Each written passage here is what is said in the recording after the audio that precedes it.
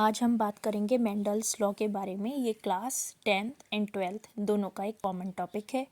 तो आप लोग जैसे जानते हैं कि मेंडल्स ने अपने एक्सपेरिमेंट पी प्लांट पर किए थे और उन एक्सपेरिमेंट के बेसिस पे उन्होंने 3 लॉज दिए, 3 नियम दिए थे। और वो लॉ हैं law of dominance, law of segregation and law of independent assortment. सबसे पहला नियम है प्रभाविता का नियम, पृथक्करण का नियम दूसरा, तीसरा स्वतंत्र अपव्यूहन का नियम।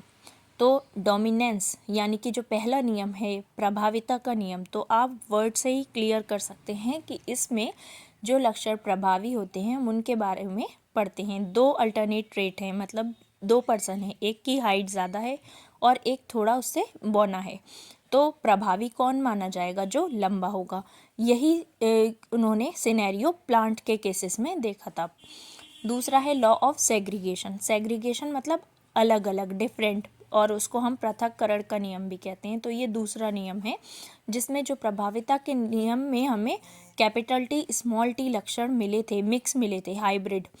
तो वो अलग अलग हमें दूसरे नियम में फिर से पेरेंटल कैरेक्टर प्राप्त हुए, जिसमें कैपिटल टी और 2 जो है हाइब्रिड मिले थे, कैपिटल टी स्मॉल टी, और एक जो है स्मॉल टी। तो हमारा रेशियो रहा था जीनोटिपिक रेशियो 1:2:1, जबकि फिनोटिपिक रेशियो जो हमें बाहर से देखने पर पता लगता है वो होता है 3:1।